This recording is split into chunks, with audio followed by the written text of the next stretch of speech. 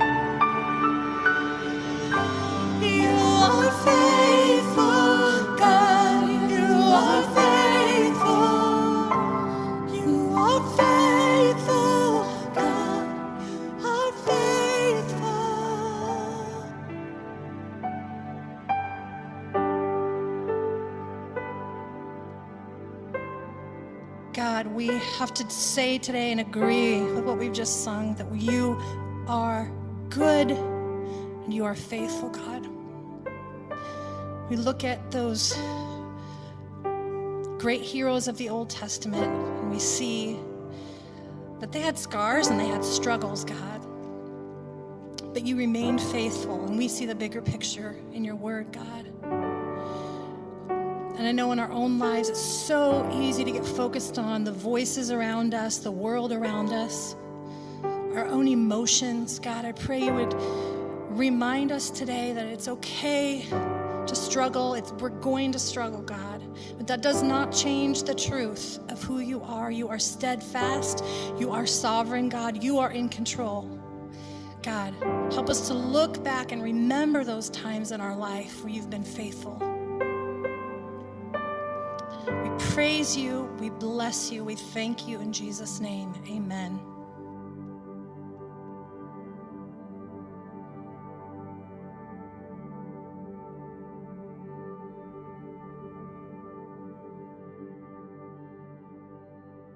Hi, Family Church. I want to take a minute and celebrate. Last weekend, we opened up our campus buildings and over 146 people attended, and we are so excited about that.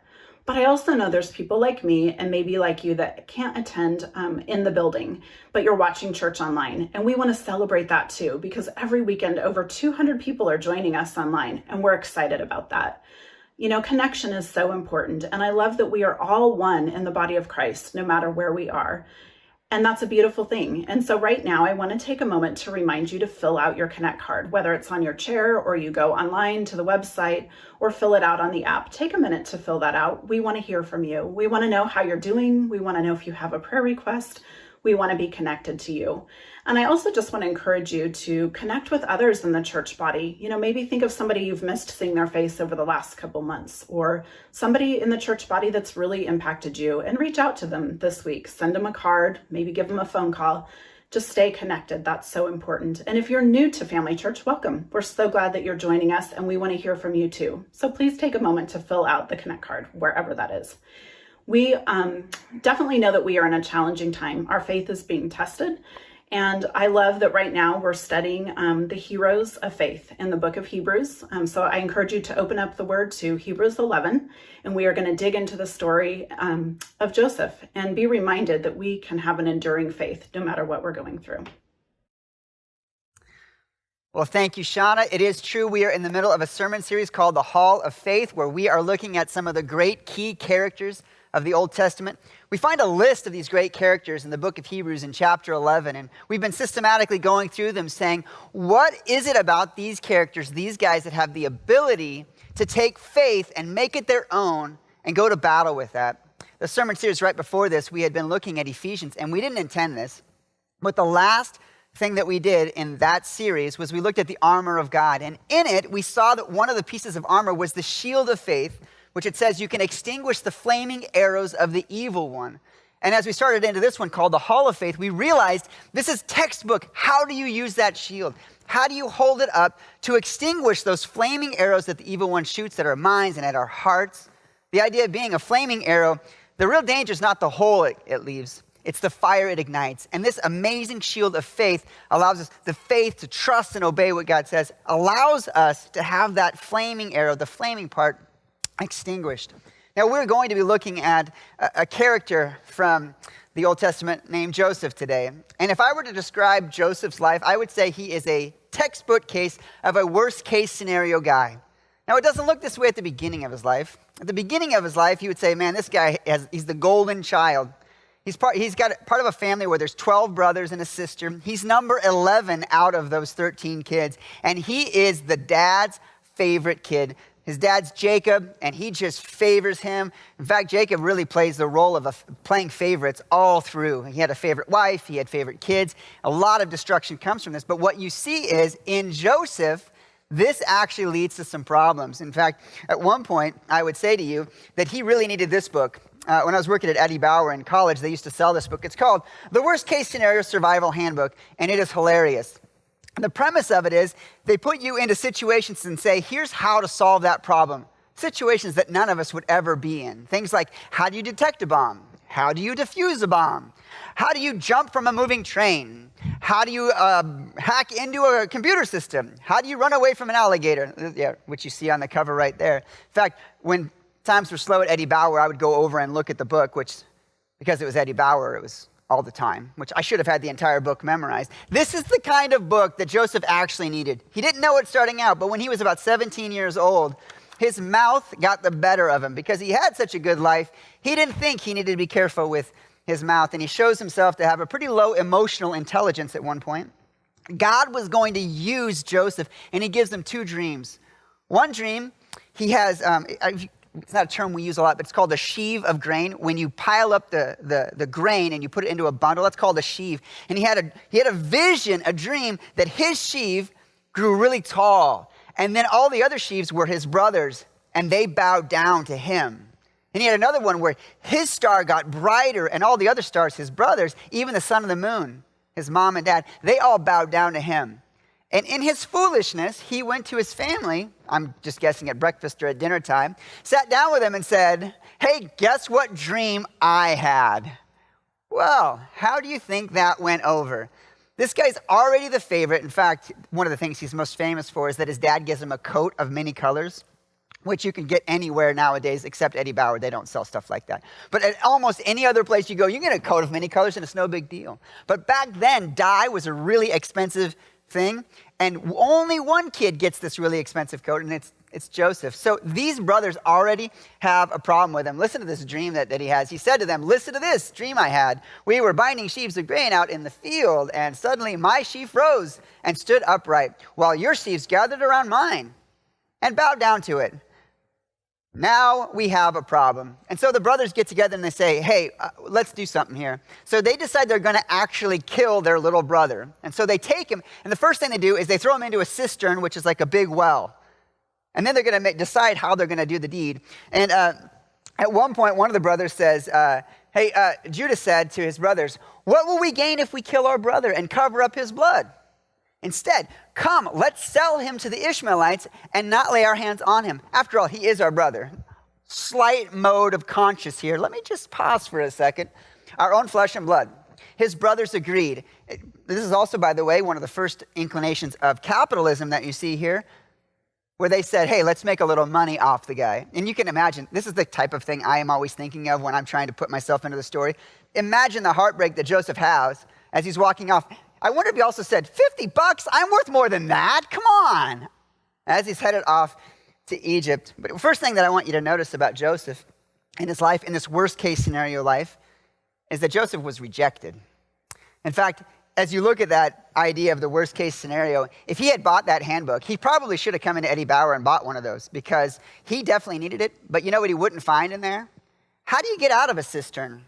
How do you avoid your brothers who are trying to kill you?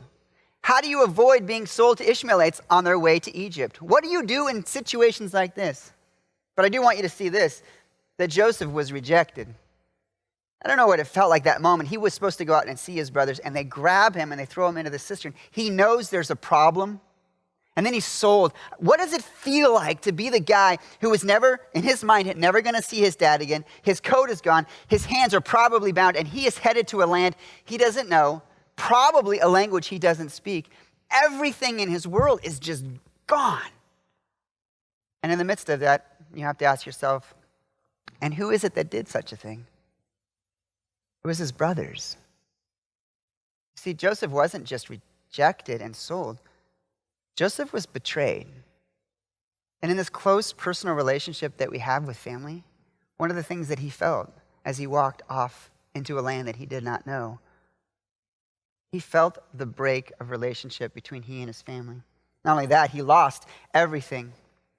I was thinking about what this feels like in our day and age, and I don't know if you're in the process of feeling rejected, but I know that I would say for sure that all of you know what it feels like right now to have your world tipped upside down. And as Joseph was walking along, I wonder if it ever crossed his mind. When will things ever get back to normal? When will things be okay?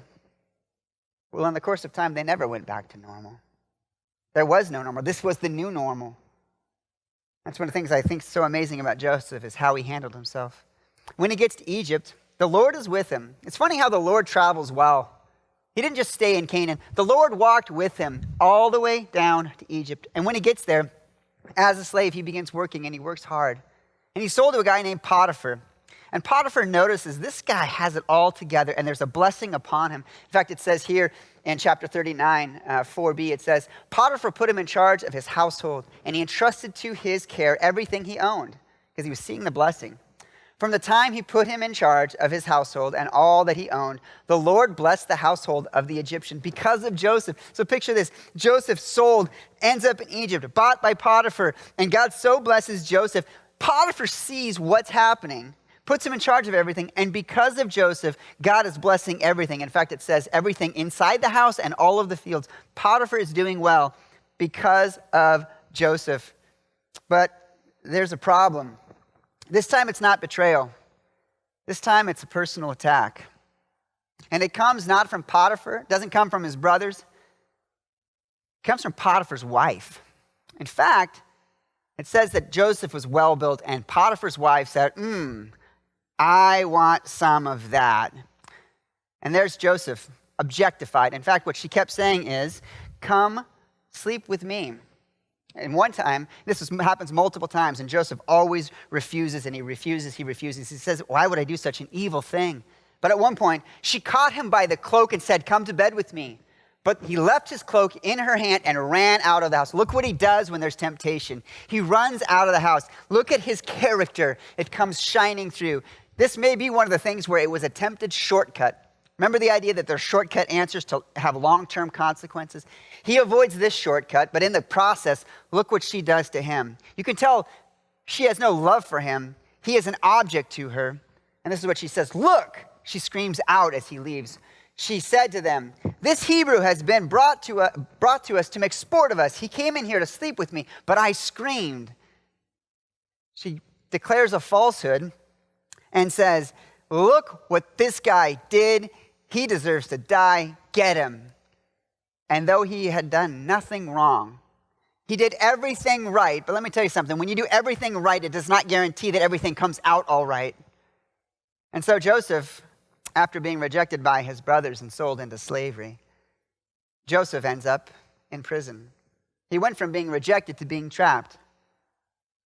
I've never spent time in prison, and I don't actually know what that really feels like. All of us think we can imagine, but I have a dear, dear friend who has spent time in prison. He spent 10 months in prison. And yesterday I spent a little time with him, asking him and talking with him, what's it like in prison? And he said, one of the things that you'll need to know is that when you go to prison, everything is stripped away. Anything that you have built up relationally, everything you've built up financially, everything that you have built up, it's stripped away. But then he said this, but when it's all stripped away, all you have left is what you have with Jesus. And that's all you have. The other thing that he said is when you go to prison, it's very humbling. He said, I realized I'm not as important as I thought I was. I don't know how this feels to you, but for some of you, I think that you're in a prison and you may not know it. In fact, I'd like to take this little motif of, I know he was falsely accused and he was put into prison. But I think some of us are in a prison, and maybe what we have is we have a cell that's built from financial walls, and we feel utterly trapped, just like Joseph. And others of us, because of the relational bars, we feel this isolation, and we're in a cell of relational isolation, and we feel trapped. But for others of us, we are shackled by the prison of bitterness. But for so many of us, we are caught, we are trapped, and we feel exactly what this feels like. And maybe we've even been falsely accused. Maybe our character has been assassinated, and we sit in this isolation because of this difficulty. Here's what my question is. I can't help but ask the question, where was God on the day when Joseph walked up to his brothers and they took his coat, threw him into the cistern, and then sold him? And where was God when the lack of character from Potiphar's wife came against the character of Joseph? And who wins? It appears that the one with no character wins. Where's God in moments like that? When you're thrown into a prison, whether it's financial or relational or it's an actual prison. Where's God in those moments? I think sometimes it's tempting to ask about the bigness of God. Is God big enough for a moment? I actually wonder if the question might better be suited. Sometimes is God small enough to fit into my cell? We know that he can handle the big battlefield, but can he sit in a lonely cell where I'm all alone right now? And some of you feel that right now. That the COVID crisis, and you're asking a question that may be the exact same thing that young Joseph was asking. Are we going to be okay? Is this going to get back to normal? I'll tell you, your response to your circumstances will always reflect your connection with God. Let me say that again. Your reaction to your consequences will always reflect your connection with God. And I believe that in that moment, there was actually a beautiful communing with God as Joseph was in there. I want you to evaluate in your own life, what's going on inside of me as you're evaluating the prison of your life. We're going to have Amy share a song that just asks this question: God, are you small enough to fit into this difficult space? So I want you to contemplate what it is God is speaking to you.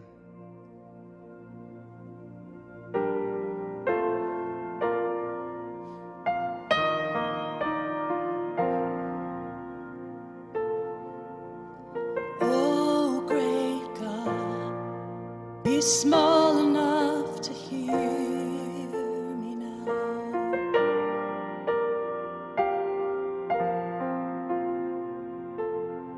There were times when I was crying from the dark of Daniel's den, and I had asked you once or twice if you would part the sea again. But tonight I do not need a fiery pillar in the sky. Just want to know you're gonna hold me if I start to cry. Oh, great God, be small enough to hear me now.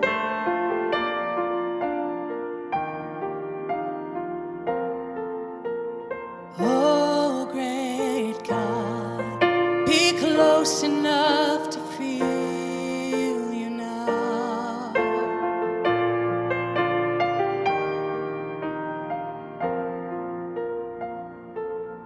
There have been moments when I could not face Goliath on my own.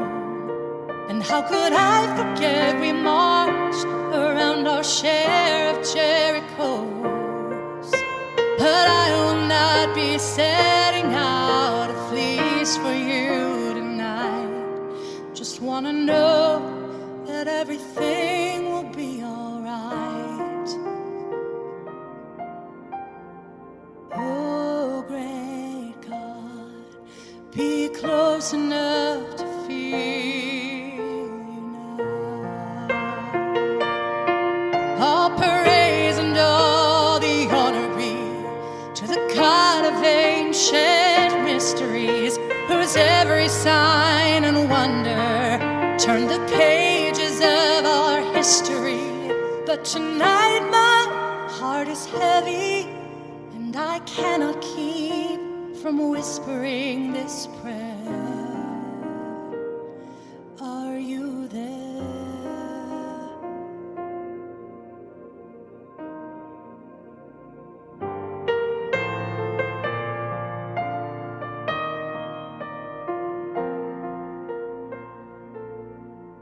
And I know you could leave writing on the wall that's just for me, or send wisdom while I'm sleeping, like in Solomon's sweet dreams.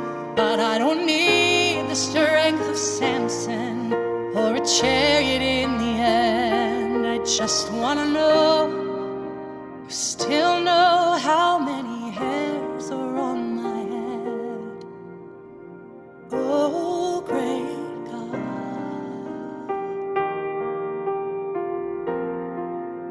be small enough to hear me now.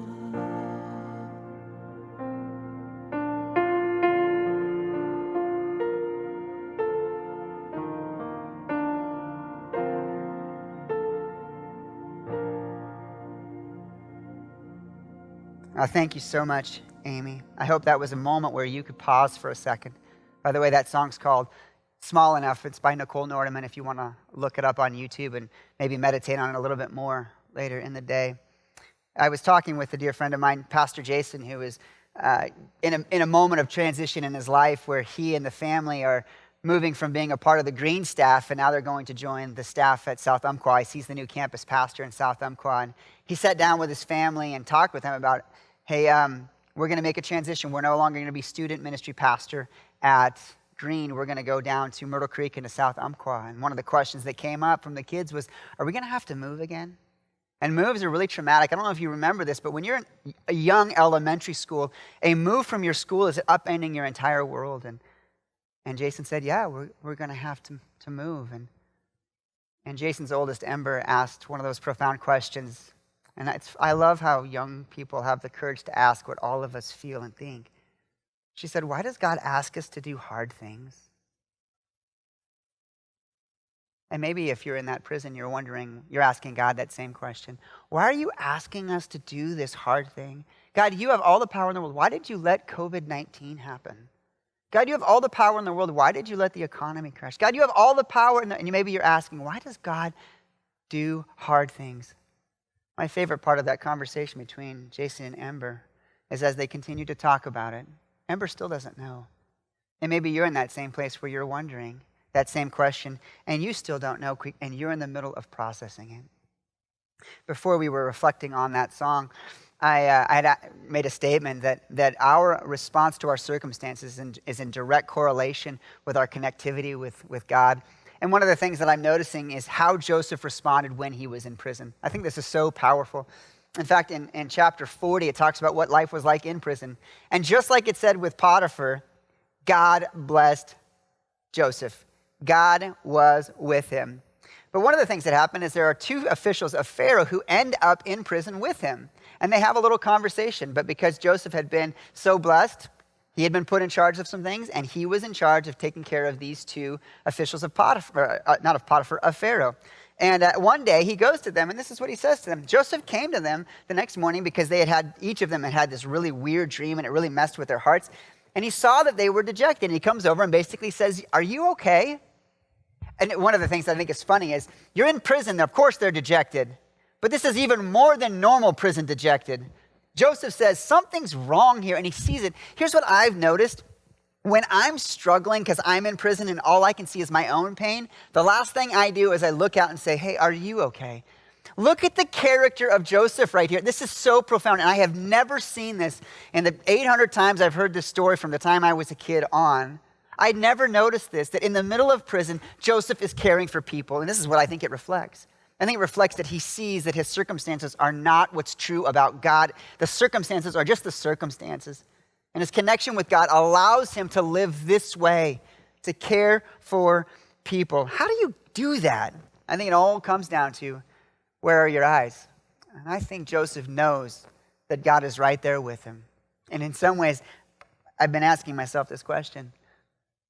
Am I just okay in the prison because Jesus is in the prison with me? When, like Daniel said, my friend, when all is stripped away and I'm just in here, when I'm humbled and it's just in this space, what do I do with it? I think his eyes are on the Father. Well, Joseph sees this and he says, well, what are your dreams? And so the cupbearer and the baker share that they have a dream, and each of them shares the dream, and Joseph knows what the dream means because God is speaking to him, and basically the baker's in for it, and the cupbearer is going to be restored, and sure enough, the next day, or 3 days later, the baker is killed, the cupbearer is brought back and restored, and as the cupbearer is leaving, Joseph has this great moment where he says to him, so he asks Pharaoh's officials, who were in his custody with him in his master's house, why do you look so sad today? This is the part where he's asking and checking on them. But then it says, after all goes well with you, to the cupbearer, when all goes well, remember me and show me kindness. Mention me to Pharaoh and get me out of this prison. He may be able to have a good heart in prison, but you know what Joseph doesn't want? He doesn't want to stay here. Let's get out. And so he says that to him. And you think, man, how hopeful this must be for Joseph, because the cupbearer, doesn't say this, but I'm guessing is just overjoyed with thank you, you were so kind, thank you. And then he leaves, and Joseph's waiting, And then Joseph's waiting, first a day, then a week, then a month, then a year. And then after a year, it's actually 2 whole years, Joseph is forgotten and left in prison. When you're left in prison, it leaves you in a space where you really have to have lessons in disappointment, because I bet his expectations were, I'm getting out of here. I was just a part of a miracle. I shared that miracle and told the guy, don't forget about me. And nothing happens. But in the course of time, 2 years later, let me say that again, Pharaoh has a bad dream, and he doesn't know what it means. And the cupbearer hears about it and says, hey, I just remembered something. I was supposed to tell you this, but I just remembered. There's a guy who was in prison with me, and the story of how you got me out of prison, he's the one who interpreted. He knows how to do this. And this, I love the way they say this. He has the ability of the gods. You're just missed by one capital letter and one little consonant at the end. He has the power of God in him.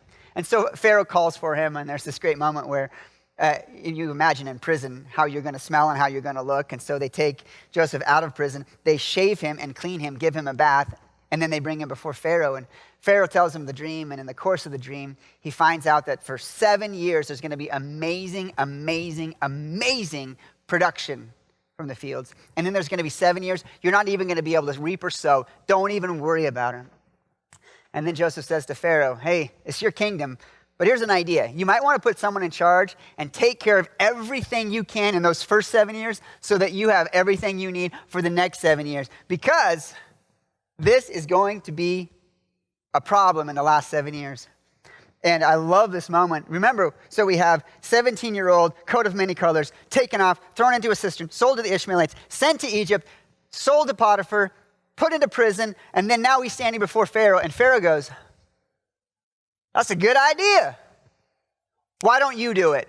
Now he's governor. He's like the second highest person in the land. He was just in jail that morning. A shave, a shine, gets up in front of Pharaoh, and now he is the second most important person. And I want you to notice this. Yeah, Joseph was rejected, and Joseph was trapped. But I think all of that suffering may have actually been the very thing that leads him into impact. That it was through suffering that led him to impact, because you'll see this, that Joseph was redeemed. Now, once he's in charge of this, the first 7 years go exactly as the dream had said. I was going to say it's Joseph said, but I don't think it was Joseph. I think it was God who said it. Joseph just interpreted it. And for those 7 years, Joseph said, we're building storehouses and we're keeping everything we can. I don't know that he did rations, but I pictured him putting everyone on rations for the first 7 years so they could save everything and have it ready. Within 2 years, all the surrounding areas around Egypt were feeling the pinch, including 10 brothers who were located in Canaan, and they ran out of food. So they have to make a decision. What are we going to do? And so they're sent to Egypt, because the rumor gets out. Someone was really wise there, because they've got plenty of grain in Egypt. Maybe we should go down there and check it out. And so this is what we're going to pick that up in chapter 42. So remember, who's the governor? Joseph, right. So here we go. Now Joseph was the governor of the land, the person who was sold grain to all the people. So when Joseph's brothers arrived, they bowed down to him with their faces to the ground.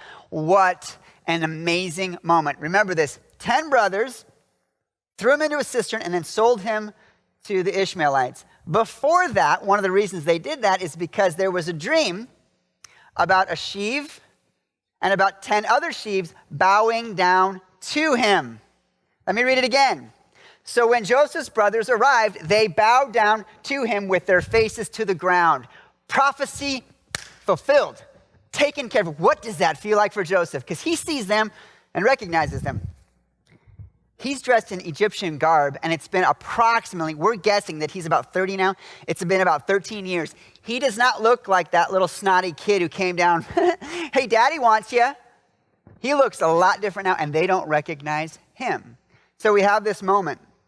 What do we do in this? If you're Joseph, you've had 13 years to meditate on this, to think about, what does it feel like? What did it feel like when your hands were bound and he was walking into a land he didn't know, to speak a language he didn't know, as a slave? And who was the cause of it?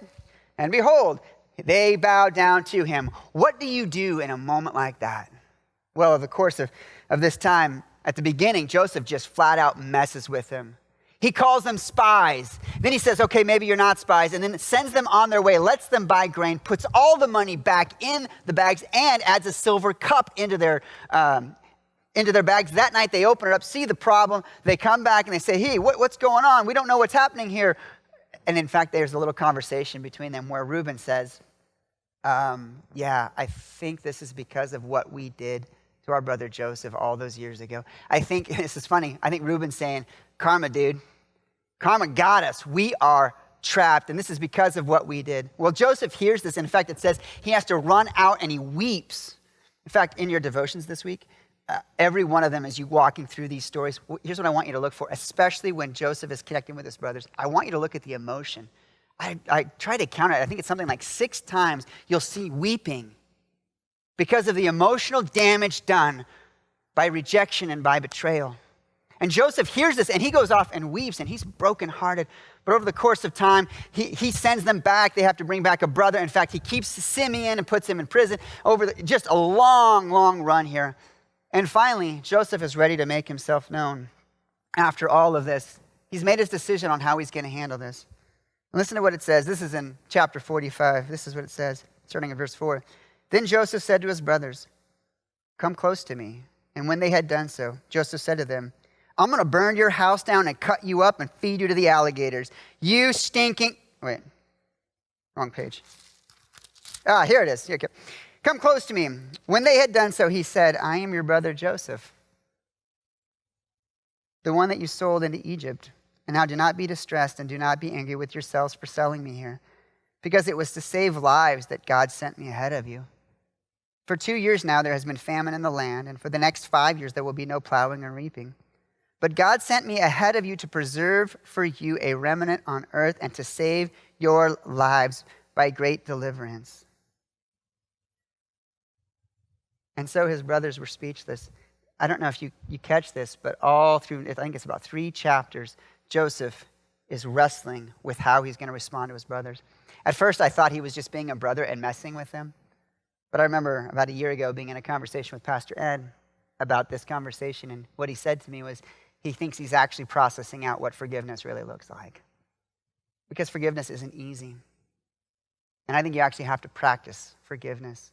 But he's really actually wrestling with this. And he says to them, this was for good. This was for a good thing. God did this to protect you. In fact, this is saving you. What you did, which was evil, this doesn't make what you did right, but it is something that God is using. In fact, 5 chapters later, after the whole family is brought down, Jacob, who is still alive in Canaan, they bring him down to Egypt. And while he's there, there's this great time where the family is reconnected. But then when Jacob passes away, Joseph's brothers come to him and say, maybe you were only caring for us because of Dad. And he says to them, or they say to him, hey, remember what Dad said? Don't hold it against us. We're really, really sorry. And there's this wonderful thing. He reiterates a really similar thing that he says in chapter 45. This is what he says. But Joseph said to them, don't be afraid. Am I in the place of God? Just pause and catch that. He's standing there with the 10 people who betrayed him. And they're saying, are you going to get us back now? And he realizes, that's not my job. Whose job is that? It's God. Do you remember what we talked about when he was in prison? What was his view of God? What was his connection with God? He says, I'm not in the place of God. I don't play that role. I may have a lot of power in Egypt, but I don't have power over you. That's a relationship between you and God. I'm not in the place of God. You intended to harm me, but God intended it for good. I said it before. To accomplish what is now being done, the saving of many lives. And I love it this time, he expands it. He says, not just you. Lots of people were saved because of your ill deed. God is bigger than your deed. Who's the author of this story? It's bigger than you. In fact, in the next chapter, the author of Hebrews talks about the author and perfecter of our faith. He's the one that's the author. He's the one that's the story. He's the one who's leading this. And I want you to notice this, that Joseph was rejected and Joseph was trapped. Joseph was redeemed, but more than anything in the process of all of it, I want you to see that Joseph is forgiving. The living out of a worst case scenario life, his response was a forgiving heart. And as I said earlier, I think forgiveness has to be practiced. Forgiveness is an unnatural act. No one comes out of the womb ready to just say, I forgive. It has to be taught, and then it has to be practiced. And I would say this, if you're not practicing forgiveness with the little things, it's going to be heartbreakingly hard with the big things. Forgiveness has to be practiced. And one of the things that I notice is I go back to Ember's story about saying, why does God ask us to do hard things? Sometimes the hard thing is to endure prison.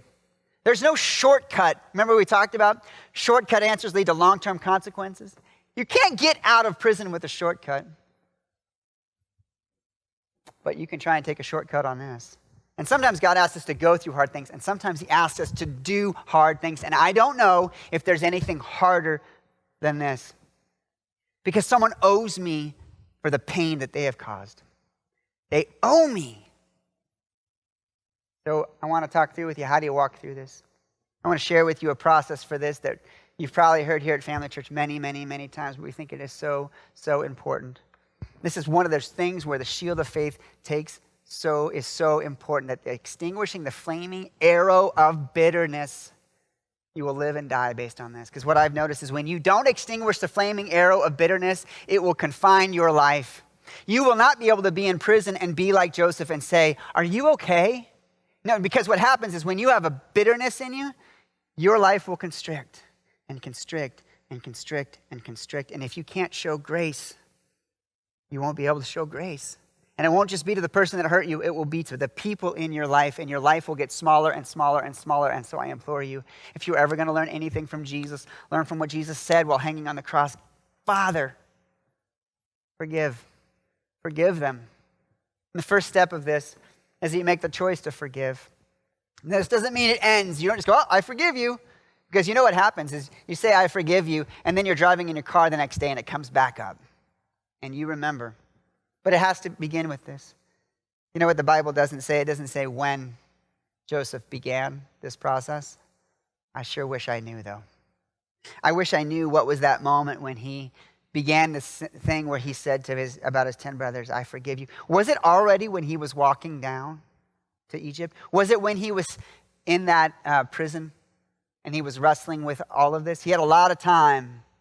Did he ever say, okay, God, I forgive them? Well, because this isn't the only part of it, you have to go through that forgiving where when it comes back up in the car and you're thinking of it, or you're in the shower, or you're doing your laundry and you're thinking about it, or you're in front of them and you have to say again, forgive, I forgive, I forgive, I forgive. This is why it's so critical to practice forgiveness on the small things. It doesn't just mean ignoring, it means actually forgiving along the way, because when you practice it, it'll make this far more smooth. And then over the course of time, you'll find that the forgiving and the forgiving and the forgiving may actually lead to a moment where you can look them in the eye and say, you are forgiven. And perhaps what you meant for evil, God meant for good. But God sent me ahead of you to preserve a remnant on earth and save your lives by a great deliverance. Perhaps the very thing that happens here is because you're willing to do this, it saves everything. You notice that prophecy said that his sheaves would rise up and theirs would bow down. The prophecy didn't say anything about how he would forgive them. The prophecy's fulfilled, and he could kill them all, and he still holds to that promise, or at least to that vision. But God was doing something bigger. And because Joseph went through this, not only did it save lives, it produced in him a fruit, a beautiful echo out of his life that was bigger than just whether or not he had them bow down to him. He lived out something wonderful. I do want to have us do a little time where we're connecting with each other and kind of sharing what this looks like in our lives. But first, I just want to pray over us. I want to pray in two areas. I want to pray about those of you who are living in a prison right now, that you would handle that time well. And I want to pray for those of you who are wrestling with forgiveness, that you would handle that time well, that you would process this in a godly way. We're not rushing you to forgive, but you need to be moving in forgiveness. Let me pray for us. God, first, I just lift up those of us who are living in a prison that could be financial, it could be relational, it could be that we're actually trapped in our home because of the COVID crisis. Or perhaps there's someone listening and you're actually headed into prison, an actual prison. God, I pray that as things are stripped away, you would help us have our eyes put towards you in humility. God, I pray that as those things are stripped away, we would see a greater truth, that we would see that we're not as important as we thought we were, that you are doing something bigger. God, I pray for those of us who the prison that we're in is a prison of bitterness. God, I pray that you would release the shackles and you would begin us in the process of stepping towards the door of that cell, that we would say, I forgive. And when we take the next step of I forgive, I forgive, I forgive, and we would process that with the grace that you had on the cross, with the grace that we see in Joseph. And God, I pray that you would deliver us to that land of the forgiven, that we would live in the land of forgiven. As we've been forgiven, we would forgive others. Thank you, Jesus.